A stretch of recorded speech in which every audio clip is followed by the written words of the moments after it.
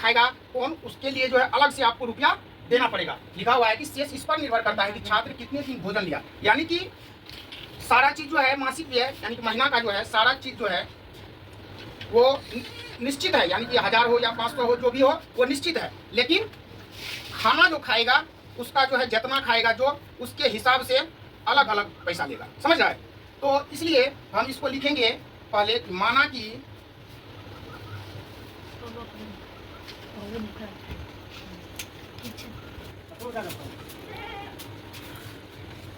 नियत व्यय, व्यय मतलब होता है खर्च, नियत व्यय x रुपया है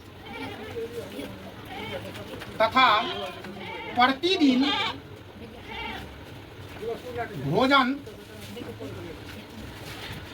का खर्च बराबर y रुपया।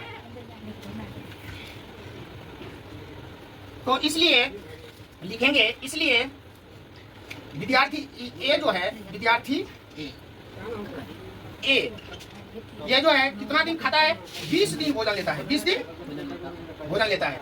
तो 20 दिन जब भोजन लेता है तो प्रतिदिन भोजन का जो है दाम जो है y रुपया है, और जो है उसका x रुपया जो है नियत है, वो तो लिखना पड़ेगा।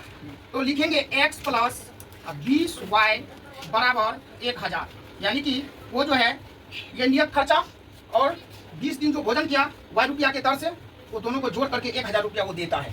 समीकरण 1। दूसरा समीकरण यानी कि विद्यार्थी बी जो है 26 दिन भोजन करता है, 26 दिन। तो 26 दिन जब भोजन करता है तो ये हो जाएगा नियत, तो इसका भी x से होगा क्योंकि वो जो है छात्रावास का मासिक व्यय जो एक भाग नियत है वो सबके लिए है, तो x प्लस अब ये 26 दिन भोजन किया तो 26y होगा क्योंकि 26 दिन का दाम लगेगा इसको, बराबर 1180। समीकरण 2। अब ये दो समीकरण निकल गया। अब इसको हम कोई भी विधि से, या तो बरज गुणन विधि से, या तो क्या कहता है प्रतिस्थापन विधि से, या तो विलोपन विधि से, किसी भी विधि से जो है हम इसको बनाते हैं। तो हम बनाते हैं विलोपन विधि से जब, तो लिखते हैं समीकरण 1 में से 2 को घटाने पर, ये इसलिए लिखते हैं कि दोनों का x वाला मान जो है बराबर है ना। तो लिखेंगे समीकरण 1 में से 2 को घटाने पर,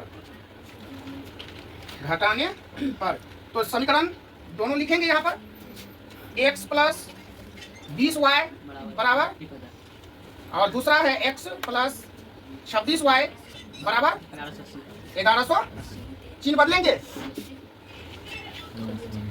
अब ये कट जाएगा, ये हो जाएगा माइनस 6y बराबर, ये घटा के कितना होगा माइनस 180, माइनस से माइनस कट जाएगा, छतरी के y का मान क्या आया 30, और अब x का मान निकालेंगे। तो लिखेंगे समीकरण 1 में x का मान रखने पर, तो समीकरण 1 क्या है, समीकरण 1 में x प्लस 20y बराबर 1000, x प्लस 20y बराबर 1000।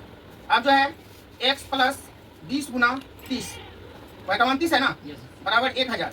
अब जो है x प्लस इसको गुना करने पर 600 बराबर 1000, x बराबर 1000 माइनस 600 बराबर 400 रुपया, यानी कि उसका जो है नियत व्यय क्या है 400 रुपया, यानी कि वो जो सबको लगता है, और प्रतिदिन भोजन का जो लगता है कितना 30 रुपया।